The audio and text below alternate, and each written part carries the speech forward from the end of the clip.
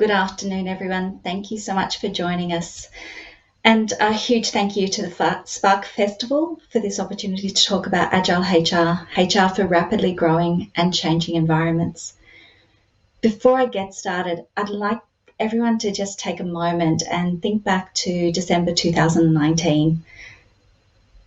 The world was so different back then. And if you're the type of person who, like me, was reviewing their business plan and making adjustments for 2020, you've probably been compensating for things like the bushfires or maybe some other things that had happened throughout 2019 and working out how to really kick into the last half of the financial year 2019-2020.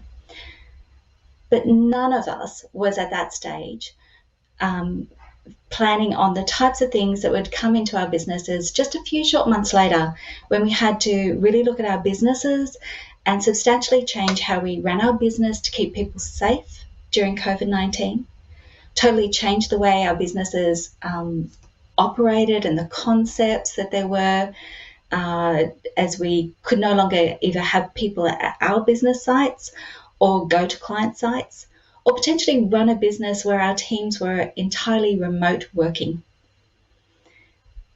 Those changes meant that 2020 has been a year like no other. And in many other challenging times, we as business owners get to pull on different levers, like changing our pricing, increasing our marketing, looking at our team and working out what we can do differently. This year, it's been a little bit different to that.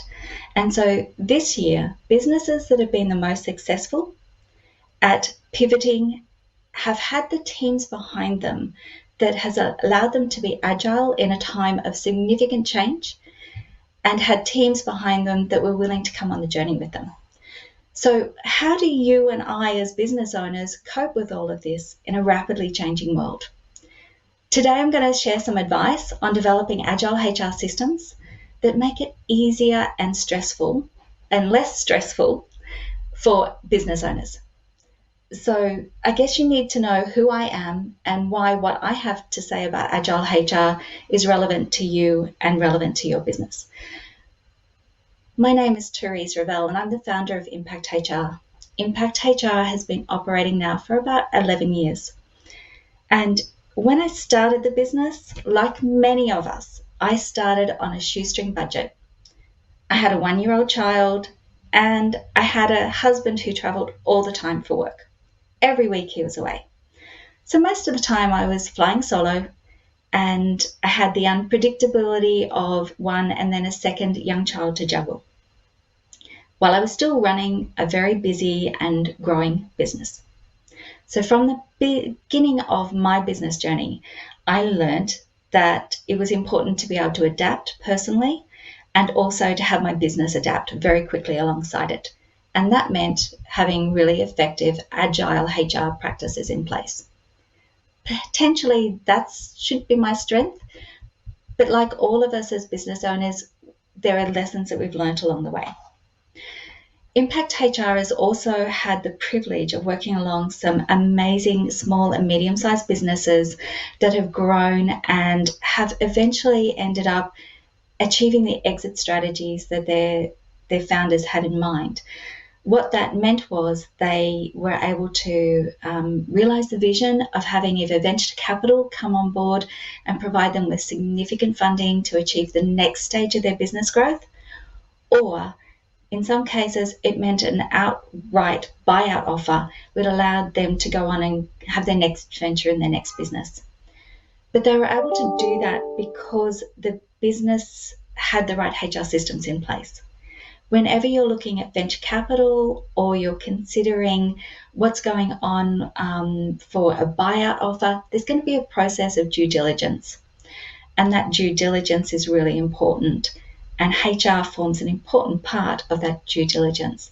So if a potential buyer or VC sees that there's risks in your business because the HR systems aren't set up correctly, they're less likely to move forward into the next steps. Or part of what they're going to do is insist on radical change, which may be not aligned to your vision for how to take things forward. I will also say that in the middle of all of my business journey, I've been through cancer treatments, and that was fundamentally a change to my business. It was an overnight change that meant everything had to be done differently, really quickly, and my team and I need to sort out things really rapidly to make sure that clients weren't disappointed. Whether your journey has something like that in it, hopefully it won't. But if it does, having Agile HR systems in place means that there's less of an impact to the business. By being Agile in my business right from the beginning, it meant that when that happened to me, I didn't need to close the business. We continued operating differently, but still very effectively. And finally, for those of you who may still be questioning whether or not sitting here and spending your valuable time listening to this presentation is worthwhile, I have been nominated as Telstra Businesswoman of the Year, and our organisation has won a number of awards. So one of the things that I would say to you is this is tried and tested. It's worked for others. So please join me for the next little while as we talk about some really valuable things that will hopefully help your business as well set up and have amazing HR systems and processes in place so that regardless of what the world throws at us, hopefully there will never be another 2020. But if it does, you'll still be able to manage successfully and your team will be able to come along for that journey with you with less stress and with more resilience. So one of the things that we're going to do is we're going to talk about 5 key points, and those things are the things that I often see startups and small businesses struggle with. They're hiring people, paying people, managing people, developing people, and communicating with people. And if we can put all of those things into place in the right balance, what we actually end up is an opportunity to achieve what I refer to as survival. Survival is that beautiful combination of not just surviving in the start of a crisis, but taking that and being able to pivot through to thriving in any business environment. Because let's face it, our business is going to change. The business I started 11 years ago is very different to the business it is now. Let's kick it off with starting with talking about hiring people. Everyone who's here has got to have as some part of their dream as having a team around them that will help them achieve their vision. When you have a team in Australia, unfortunately, it is very complex and we need to know how to engage them correctly. There are 5 options for how you engage people in Australia. And although there seems to be lots of variations because there appear to be lots of myths and legends about how we can engage people in Australia, I'm going to take you through the 5 ways that you need to think about your employees when they're working with you. The first one is, of course, full-time employees. Full-time employees means that we've got somebody who's working with our team and they work between 35 and 38 hours in a week. The interesting thing for me is a lot of time the employment contracts that I see have 40 hours specified as their full-time hours. So although the legislation says 38 hours plus reasonable overtime, there can be some complications if we add in that extra 2 hours to their core business hours. So it's something to watch out for and be aware of. The next piece, of course, is part-time employees. And what I find a lot of the time for our small and medium-sized businesses, there's a real blend between the part-time and the casual employees. The difference between them is really specific. So if you have a part-time employee, that part-time employee has fixed days and fixed hours. And that means they're also entitled to having paid leave and they're entitled to other benefits that go along with being a permanent employee. Notice periods is a great one. A lot of the time when I see casual employment agreements from our small and medium-sized clients, their casual agreements have a notice period. Their casual agreements will say a certain number of hours is anticipated. This actually means that they're not a casual employee. So we just need to be aware of that and engage them in the right way. So how you get flexibility in your business is important to you. Our casual employees are actually paid for the hours that they work. Their hours should really change from a week-to-week basis. And the moment there's an expectation that every week they will have ongoing hours and commitments from you, what that actually means is they're potentially moving into that area of being a permanent part-time employee, and we should be looking at how we're engaging them. A casual employee doesn't receive paid leave because the hours fluctuate too much for us to accrue that properly. But what they do receive is a casual loading. So if you do have casuals in your business, you should always have a casual rate, and then you should separately state that there is a casual loading on top of that rate. Blending those two together can become really problematic if somebody does move from that casual into the permanent part-time classification. What that means is that when we're then calculating their hourly rate in that new permanent part-time role, is that there's an argument they should be entitled to that higher rate, and we want to be able to drop it down to that 25% below what they've been receiving as a casual, because otherwise they're getting rewarded twice for the leave that they're getting. The next piece that you need to be aware of is, of course, your time in regards to coaching and developing employees who come in. So this is our trainees, it's our apprentices, and it's also our interns. Those three classifications are still all about developing people within our organisations, and the government can actually reward you very generously for the commitment that you show to bringing new people into our workforce. So if you are looking at engaging employees who do meet that sort of criteria for apprentice or trainee or intern, please have a look and see whether or not there are some benefits that are available to you. And if you have questions about that, I can certainly help you track down the right ones for your organisation. If you are using apprentices and trainees, there's a lot of regulation around that.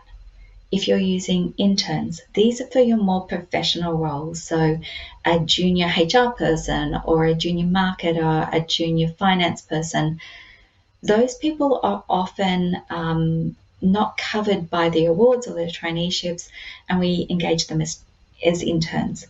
As an intern, what tends to happen is people get a bit excited that they might be able to use that resource without paying for it. Please keep in mind that even your interns need to be paid. And recently there was a court case from a legal company that was using legal interns and not paying them anything. They're now back paying for an entire year. So they need to have a special agreement, and they probably don't get paid a full hourly rate, but they should still be getting recognised for the contribution they're making to your business. And finally, we have contractors. Contractors are becoming more and more an area of focus for the ATO, and as a result, they're a risk for us as business owners if we're not handling them properly. Most of the time there's no problem, and I encourage you to consider contractors as being a great way to scale your business rapidly by being able to buy in the skills that you need for the right length of time. The issue is when you have a contractor who is working with you for extended periods of time, has an expectation that they'll work with you 38 hours a week, and in addition to that, there are often contractors that we see who are on our own payroll, and that's where it gets a bit blurry. So please be aware that a contractor should be running their own business. They shouldn't be working for you necessarily full-time. They need to be earning some of their income from somewhere else. So if they have 2 or 3 people in the business, that's fine. But if they are just a sole trader who's operating as a contractor, there really should be more than one client. If you need them to be full-time dedicated to you, it's appropriate to talk to them about how they can join your business, either as a fixed-term contractor or as a full-time employee. So, of course, having all of that in place it's actually really important that we then also make sure it's all documented. So we can have all of the right conversations and make sure we're engaging them in the right way, but you need to have the right documentation to back you up. That's particularly important because, as we've seen this year, one of the things that the law allows us to do is when there's major workforce change, it's to renegotiate some of the terms and conditions of their employment. So if we have that documented correctly, then we have a strong base to negotiate. Likewise, if the business is thriving and we need extra time and extra hours, we can work with them and work out how we get what we need in our business to be successful and to continue to grow. I'm going to ask now, if you're online, if you can have a look at sending me some information, it would be great. So if you would like to tell me, how long do you think it takes to recruit somebody to join your business? That would be great. So you can enter that into the general chat session if you like, if you've got Slido open in front of you. For me, it is one of the most expensive and one of the most important aspects of hiring people into your business, because we often miss a great opportunity. When we're hiring people into the business, we need to be able to look at how regularly we rehire that role and connect with those people and stay connected. I would say that for a lot of our small and medium-sized businesses, it can take them up to 3 months to recruit. So first of all, we have a couple of weeks where we know that we're busy, but we haven't quite made a decision that we need to recruit. Then we go through a process of documenting the role, advertising, screening, interviewing, testing, then offering employment. Then they need to give notice, and then they finally get started with us. So it can be up to 3 months later from when we knew that we needed them to when we actually get to engage them. That's now very rapid, and it's not Agile HR. So what I would encourage you to look at is, if you have a marketing system in place, maximize that marketing for your internal marketing and stay in contact with those candidates. If you can reduce the amount of time and really maximize how we stay in touch with them, you have the ability to shortcut that process and skip straight from a decision being made that we need somebody to making an offer really rapidly. And that's going to save you time and significant amounts of investment through all those other processes. So those are my 2 hiring people must-haves when you're building an Agile HR system. My second point is around paying people. As I said, paying people is a really complex area, and we've already touched it in how we engage people. I wish I could wave a magic wand and make the HR systems in Australia easier, and we either just have the NES or we just have awards. But right now we've got a layer. It's like a pyramid. We have NES at the bottom, we have the awards on top of that, and then on top of that we have this little pointy bit, which is where employers do all the great things that we do to make our organisation special. The problem with that is, when I ask many business owners whether or not they have people employed who are under an award, a lot of them say no. They're not covered by an award in my business. And unfortunately, that's not the case, and it leaves your business at risk.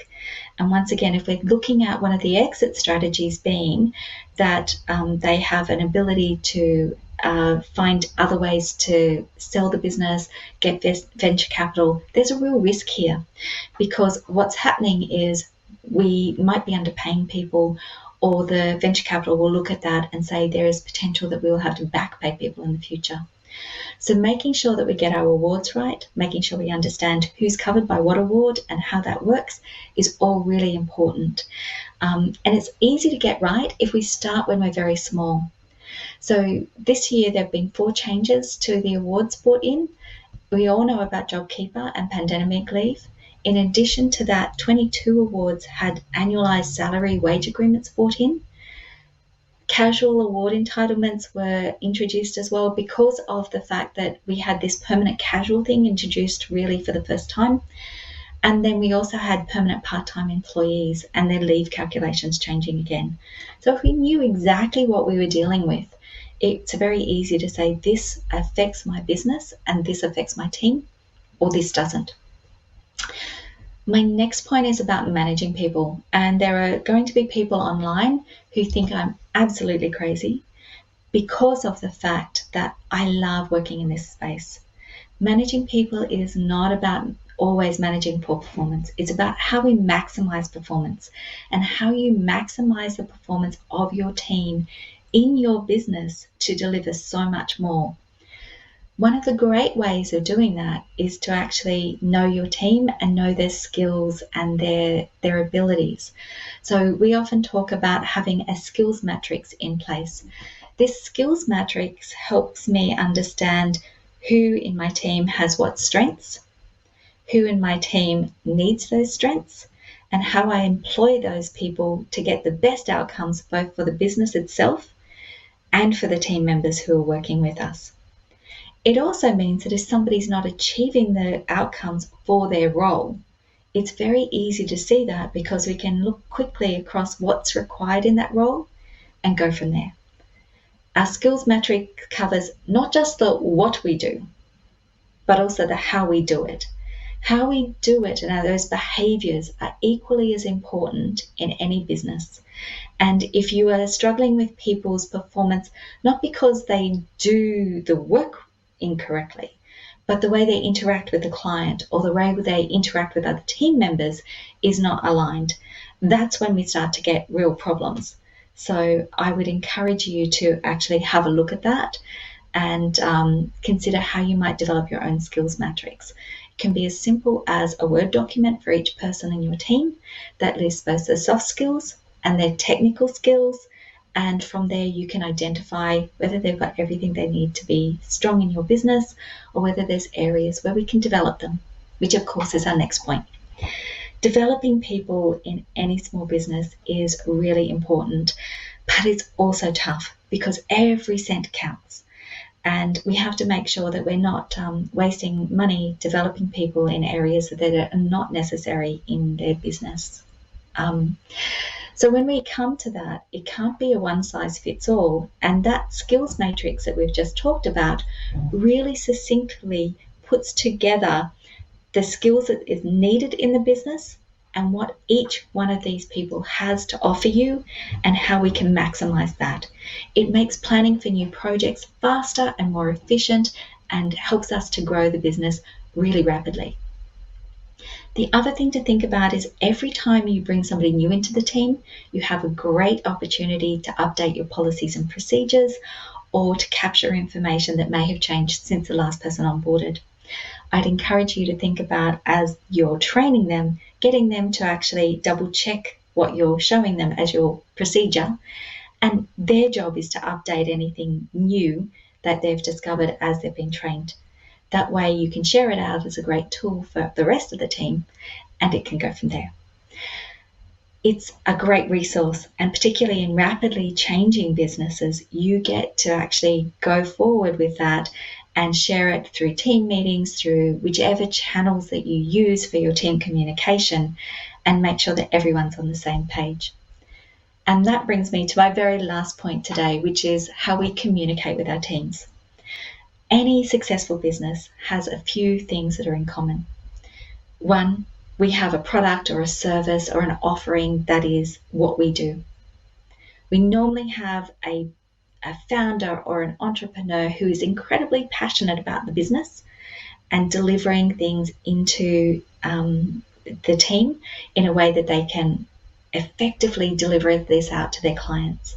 Their passion helps the entire business stay connected. But what tends to happen is we also have a business that is busy, it's operating at full speed ahead, we've got lots of things that are changing and we're putting out lots of fires, and then major change like COVID might come along, so we lose track of keeping that communication really tight. Communicating with your people is so essential to doing this well. It doesn't have to be long communications, but regular short ones, touch points, videos, emails out to the team, however you communicate as a team, are so important to keeping the values of the business alive. And often what we spend is a lot of time talking about what's changed and what's shifted. We need to balance that up with what's still the same. Our core mission, our core values regularly stay very much the same and are very focused. So if we can communicate with our people if we can make sure we're developing them in the right way, if we can continue to put the right people in the right roles because we're managing their skills and experience against what's needed in the business, if we can ensure that we're paying people legally and correctly, and if we can hire the right people in a really rapid way because we're using systems that we've already got in place, our businesses have the opportunity to thrive and to be really agile, regardless of whether it's a changing environment or whether it's a environment in which the growth is exponential because of what's going on for our business model. We have a couple of minutes left, and there have been some questions come in. So